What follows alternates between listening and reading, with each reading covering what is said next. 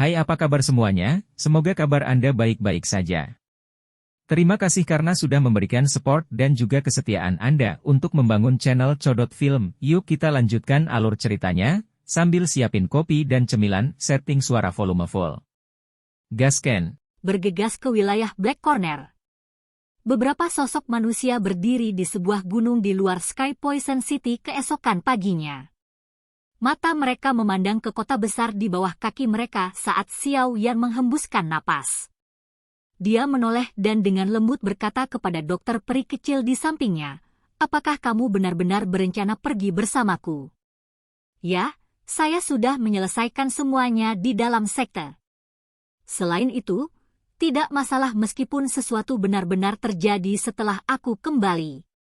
Saya bisa mendirikan sekte racun sekali dan secara alami akan bisa melakukannya lagi."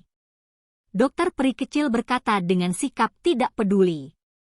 Dia telah mendirikan Poison Sect saat itu dengan lemah.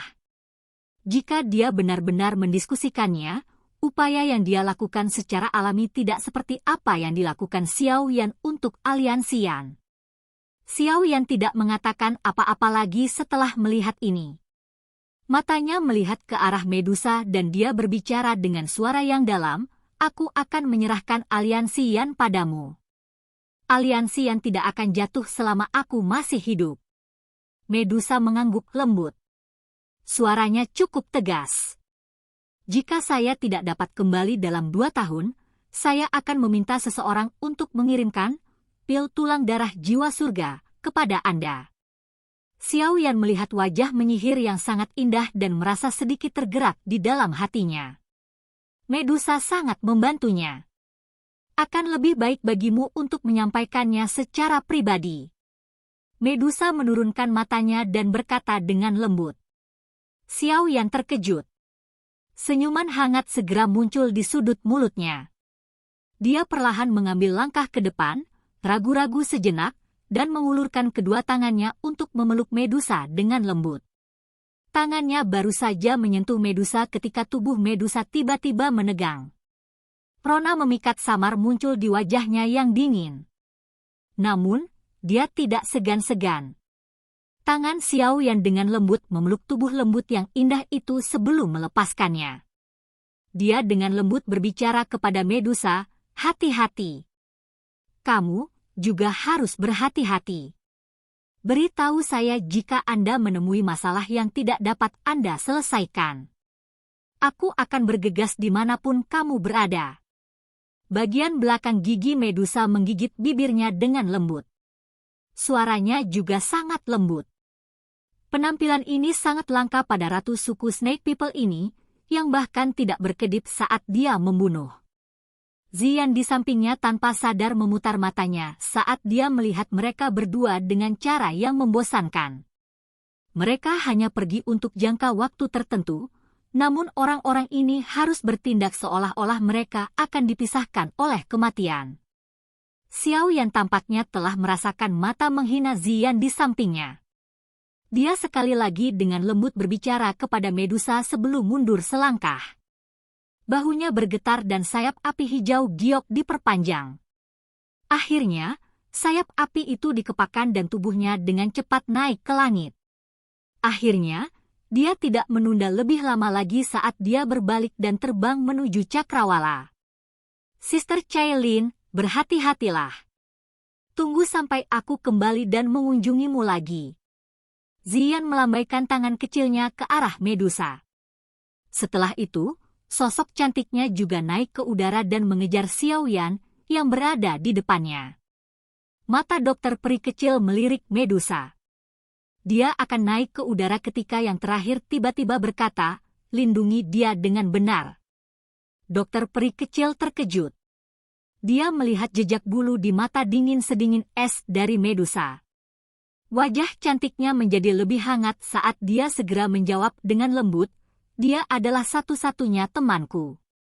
Tenang, meski aku mati, aku akan melakukannya sebelum dia. Terima kasih. Jika aku bisa kembali kali ini dan mengendalikan tubuh racun yang menyedihkan, aku mungkin bisa mengobrol baik denganmu," kata dokter peri kecil sambil tertawa. Sosok cantiknya segera bergerak dan bergegas ke udara. Akhirnya, dia dengan lembut menginjak udara kosong sebelum berubah menjadi seberkas cahaya yang dengan cepat menghilang ke cakrawala. Medusa berdiri sendiri di atas gunung. Dia hanya melihat ke tempat kelompok Xiao Yan menghilang. Beberapa saat kemudian sebelum dia mendesah pelan. Dia merasa bahwa waktu yang dibutuhkan Xiao Yan selama perjalanan ini kemungkinan akan lebih lama daripada waktu lainnya. Selain itu, ketika saatnya tiba, kemungkinan besar bahkan dia hanya bisa melihat kekuatannya. Medusa sebenarnya tidak merasakan adanya perlawanan di dalam hatinya saat memikirkan hal ini. Sebaliknya, ada antisipasi samar. Ini adalah hal yang tidak dapat dipercaya untuk wanita kuat seperti dia. Xiao Yan, pada saat kamu kembali, seluruh benua barat laut kemungkinan besar akan ditundukkan olehmu seperti kekaisaran Majia saat ini. Aku menunggu hari itu datang. 3 sinar cahaya berkedip melewati langit yang jauh dengan kecepatan tinggi. Kecepatan mengejutkan itu telah menarik perhatian cukup banyak ahli dari Kekaisaran Chuyun. Namun, mereka semua dengan cepat melepaskan pikiran untuk menyelidiki setelah merasakan kekuatan besar dari ketiga aura itu. Wilayah Kekaisaran Chuyun tidak lebih kecil dari Kekaisaran Jia Ma. Oleh karena itu, bahkan dengan kecepatan kelompok Xiao Yan, mereka telah menghabiskan total 2 hari penuh sebelum mereka berhasil keluar dari perbatasan Kekaisaran Chuyun. Karena hanya ada mereka bertiga dalam perjalanan ini ke wilayah sudut hitam, secara alami kelompok Xiao Yan tidak perlu menggunakan binatang terbang. Kecepatan mereka jauh lebih cepat dari benda itu. Jika bukan karena kelompok besar yang menemaninya saat itu, Xiao Yan juga tidak akan memilih untuk menggunakan metode perjalanan itu yang sangat lambat di matanya. Ketiganya berhenti di perbatasan Kekaisaran Chuyun. Mereka mengeluarkan peta dan menentukan arahnya. Setelah itu, mereka terus melintas di langit dan bergegas menuju tujuan yang jauh itu. Meskipun Kekaisaran Chuyun sangat jauh dari daerah sudut hitam, trio Xiao Yan bukanlah orang biasa. Xiao Yan dan Ziyan keduanya adalah Dou Huang. Meskipun menggunakan sayap Dou Qi untuk bepergian sangat melelahkan Dou Qi, ini tidak terlalu menjadi masalah dengan banyak pil obat Xiao Yan untuk memulihkan Dou Qi. Little Fairy Doctor, di sisi lain, telah mencapai kelas Dou Zong dan tidak perlu lagi menggunakan sayap Dou Qi untuk bepergian. Yang dia butuhkan hanyalah sebuah pemikiran dan dia akan mampu menggerakkan energi di dunia luar sesuka hatinya. Terbang dengan cara ini tidak hanya cepat tetapi juga membuat Dou Qi kecil kelelahan. Kelelahan kecil ini pada dasarnya tidak signifikan bagi seorang elit Dou Zong. Di tengah perjalanan yang tampaknya tak berujung ini, trio Xiao Yan telah melewati beberapa gunung yang dipenuhi energi. Mereka akan mendarat dan beristirahat sambil mencari di sekitar pegunungan pada saat yang sama dalam upaya untuk menemukan beberapa bahan untuk dokter peri kecil untuk mengendalikan tubuh racunnya yang menyedihkan.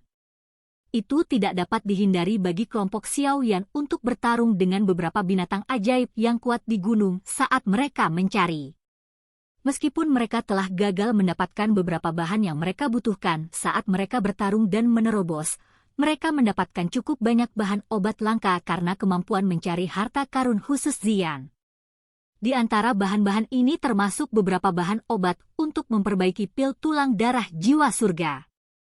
Ini menyebabkan Xiao Yan menjadi sedikit gembira. Trio Xiao Yan terus tanpa lelah memilih untuk terbang menuju pegunungan yang tampaknya berbahaya setelah mendapatkan manfaat yang begitu besar.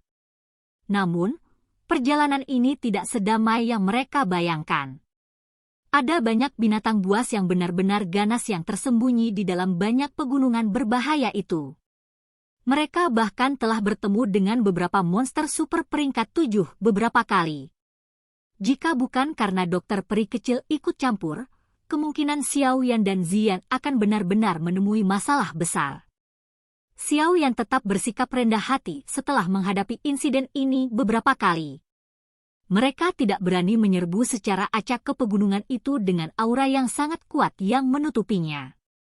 Kalau tidak, Hal-hal tidak akan menyenangkan jika mereka memprovokasi binatang buas pamungkas yang bahkan dokter peri kecil tidak bisa mengalahkan. Pencarian terus-menerus untuk berbagai harta karun alam di sepanjang jalan menyebabkan perjalanan menjadi tidak terlalu membosankan. Namun, waktu yang mereka ambil akhirnya diperpanjang secara signifikan. Berdasarkan perhitungan Xiao Yan, kemungkinan sudah 3 hingga 4 bulan sejak mereka meninggalkan Kekaisaran Chu Yun. Jumlah waktu ini sebanding dengan ketika kontingen besar telah kembali ke Kekaisaran Jia Ma. Meskipun jumlah waktu yang dihabiskan lebih banyak ini, Xiao Yan juga akhirnya mendapat manfaat darinya. Setelah perjalanan panjang ini dan pertempuran hidup dan mati dengan Magical Beast di hutan pegunungan, aura Xiao Yan menjadi semakin kuat dan berbahaya selama 4 bulan ini. Kelincahannya juga meningkat.